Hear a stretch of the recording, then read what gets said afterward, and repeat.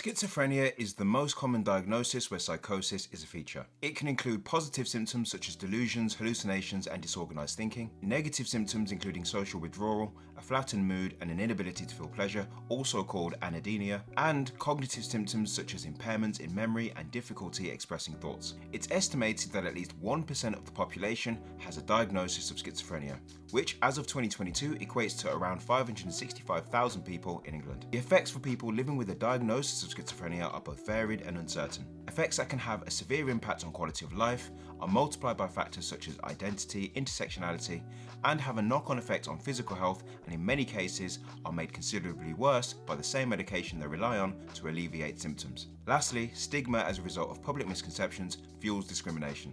Misconceptions that I intend to address during this video as we explore examples of schizophrenia in film. So, to bring you this video, I've watched, analysed and shortlisted 6 films that portray different aspects of schizophrenia on the big screen. Or at least so I thought. Turns out that 2 of the films on my watch list weren't actually eligible for review in this context. Firstly, there was the 2016 release of Split, which was directed by M. Night Shyamalan and starred James McAvoy. The plot follows 3 girls kidnapped by a man with 23 distinct personalities and their desperate attempts to escape. Secondly, there was Primal Fear, which was released in 1996 and directed by Gregory Hoblit, starring Richard Gere, Laura Linney and Edward Norton. Its plot centers around a high-profile murder case which attracts the attention of a publicity-hungry lawyer. Now, if you haven't seen either of these films, I'd argue that they're both highly entertaining and well worth a watch. The issue though is that in both cases, the central diagnosis is not schizophrenia, but dissociative identity disorder, sometimes known as multiple personality disorder. Dissociative identity disorder, or DID, is defined by a disruption of identity in which there are 2 or more distinct personality states, each associated with discontinuities in a person's sense of self and agency. Every identity may have its own way of perceiving, relating to others, and understanding the world. Some individuals with DID report hearing voices or experiencing intrusive thoughts, symptoms that also appear in schizophrenia or other psychotic disorders. However, DID is not typically characterised by delusions, disorganised thinking or negative symptoms like social withdrawal and emotional flattening, which are key features of schizophrenia. Part of the confusion between these 2 conditions likely stems from the terminology. The word schizophrenia comes from the Greek roots schizo, meaning split, and phren, meaning mind, which literally translates into split or fractured mind. Semantically, it sounds similar to the concept of multiple personalities. But in reality, the split in schizophrenia refers to a fragmentation of thought processes and perception, not separate identities. So, while there is some surface level overlap, schizophrenia and dissociative identity disorder are entirely distinct conditions, both in cause and a clinical presentation. That left me with 4 films that, while they varied in tone, genre and approach, each explore psychosis and schizophrenia more directly. They are The Soloist, A Beautiful Mind, Joker and Shutter Island. Each of these films offers something unique. A true story, a character study, or a social critique. But all of them raise important questions about how aspects of schizophrenia are portrayed, perceived, and misunderstood. A Beautiful Mind was released in 2001, directed by Ron Howard, and stars Russell Crowe and Jennifer Connelly. It tells the story of John Nash, a mathematical genius who made an astonishing discovery early in his career and stood on the brink of international acclaim before a diagnosis of schizophrenia found him on a harrowing journey of self-discovery. We're introduced to Nash as a socially awkward yet intellectually gifted student at Princeton in the late 1940s.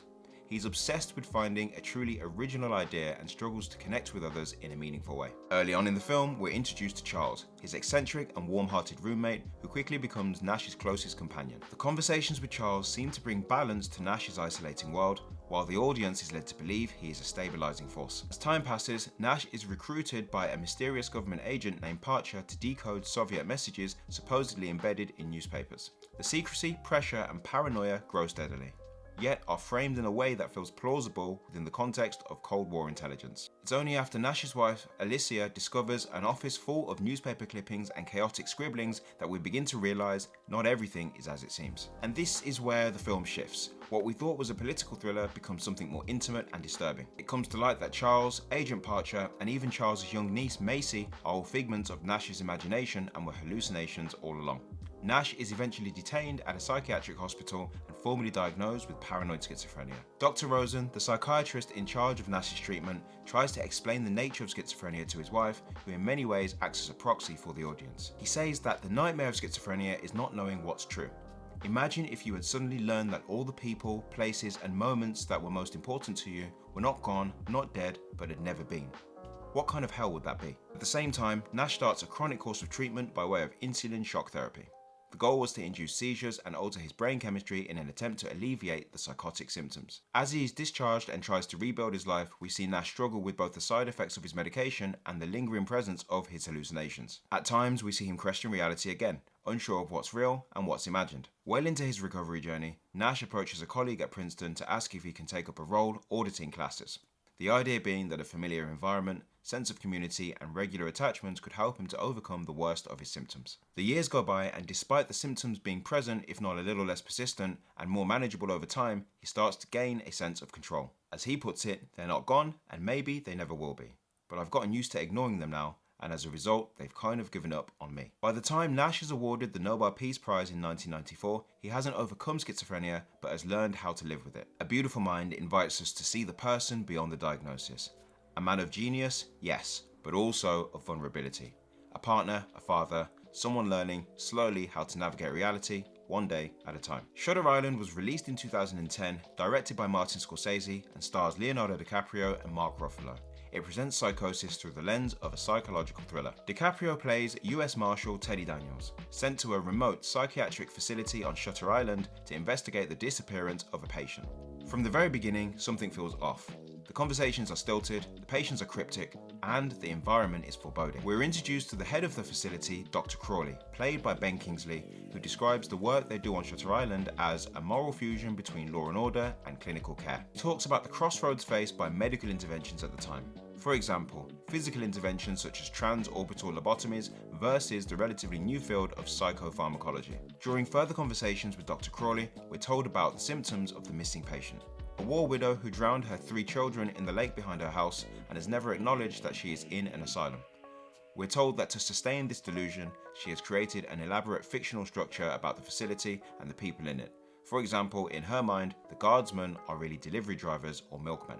As the film progresses, Teddy is increasingly plagued by migraines, insomnia, and vivid dreams. This includes flashbacks to his time as a soldier liberating Dachau and the death of his wife Dolores, killed in an apartment fire set by an arsonist named Andrew Ladis. As he digs deeper into the hospital's secrets, Teddy becomes increasingly paranoid. There's the growing distrust of his partner Chuck, the belief that unethical experiments are taking place in the restricted Ward C, and that the missing patient never existed. His hallucinations intensify, with visions of his deceased wife, images of drowned children, and cryptic notes that read "run," all the while feeding his paranoia. As his behaviour becomes more erratic and symptoms begin to peak, it's revealed that Teddy Daniels is not a US Marshal. He is in fact Andrew Ladis, the very arsonist he believed he was chasing. The truth is that his wife was clinically insane, suicidal, and a manic depressive, which by the way today would be described as bipolar disorder.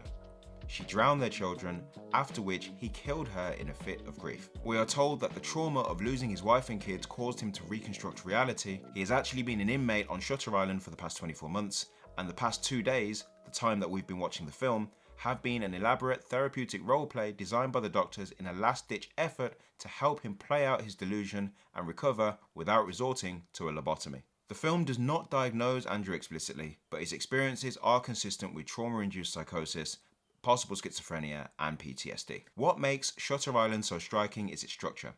We as the audience experience Andrew's delusions as reality. When the twist lands, it doesn't just reframe the story, it invites us to feel the disorientation and heartbreak of somebody grappling with psychosis. And in doing so, the film conveys the fragility of the mind and the emotional cost of trying to protect it.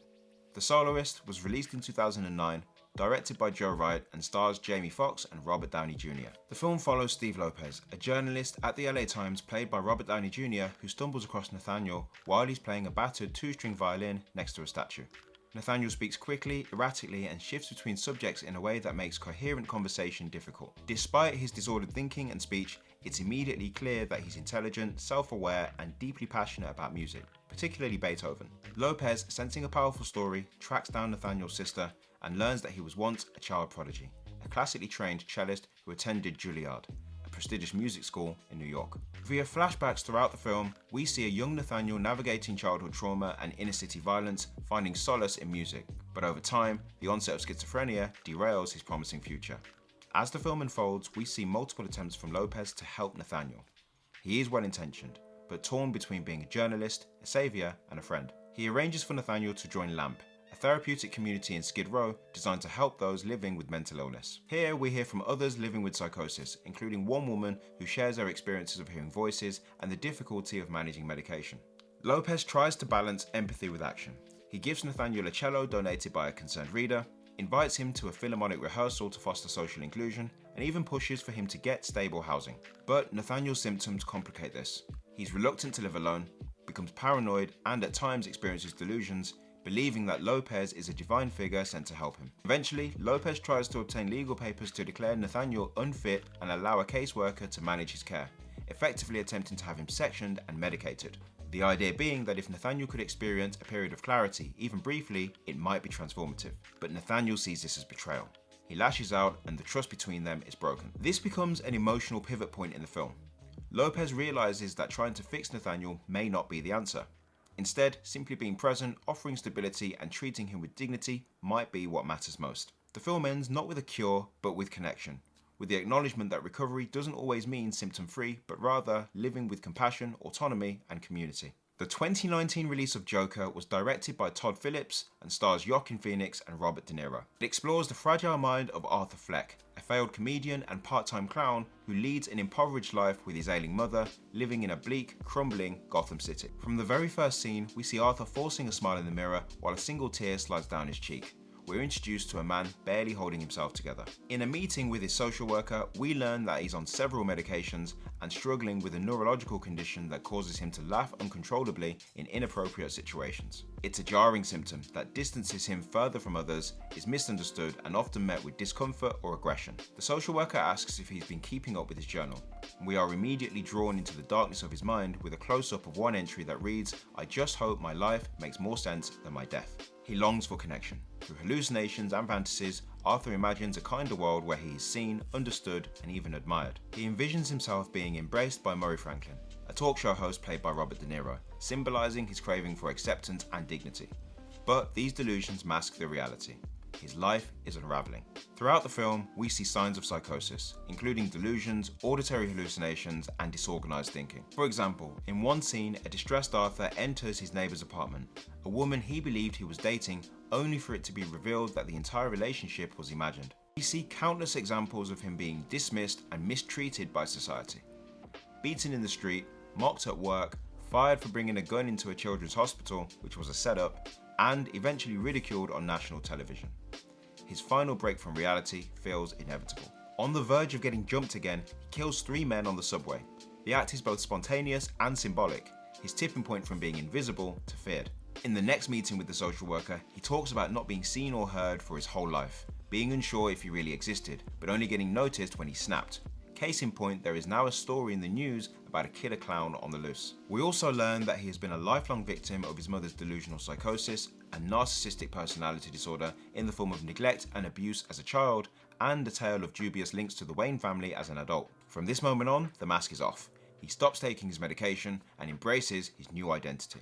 The violence escalates. He takes revenge on a colleague that set him up to get fired, confesses on live TV about the subway killings, and murders Murray Franklin live on air. The moment is both horrifying and cathartic, a twisted expression of a man who finally feels seen, even if only as a symbol of chaos. What the Joker does, uncomfortably and deliberately, is blur the line between victim and perpetrator. Arthur's descent is not portrayed as an excuse for violence, but as a chilling portrait of what can happen when a person living with serious mental illness is failed at every level, by healthcare systems, social services, community, and culture. This is partially summed up in a quote during the ill-fated interview on The Murray Walker Show.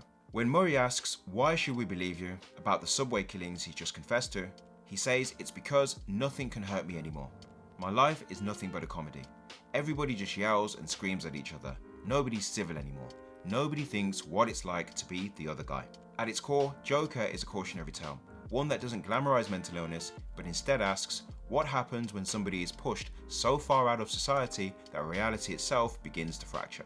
Across these 4 films, schizophrenia and psychosis are portrayed in vastly different ways, some rooted in real diagnosis, others blurred through metaphor, distortion, or stylized drama. But what they all share is an attempt, however flawed, to depict the disintegration of self, perception, and connection that these conditions can cause. In A Beautiful Mind, we witness a life interrupted and reshaped by delusions, but also one rebuilt through persistence, support, and acceptance. The Soloist foregrounds the socio-economic realities of mental illness, stigma, and homelessness, and the limits of even the best intentioned help, while reminding us that recovery doesn't always follow a straight line. Joker presents a darker, more confrontational narrative, but is unflinching in its portrayal of systematic neglect. And Shutter Island immerses us in the perspective of somebody deeply unwell, revealing just how fragile and protective delusions can be. Together, these films show that schizophrenia is not a singular experience. It's not always violent, it's not always tragic, it's not always isolating, but it is often misunderstood. Cinema has the power to reshape public perception, sometimes with empathy and sometimes with exaggeration.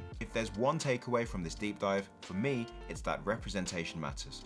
Not because it has to be perfect, but because it helps shape how we treat, talk about, and understand mental health in the world beyond the screen.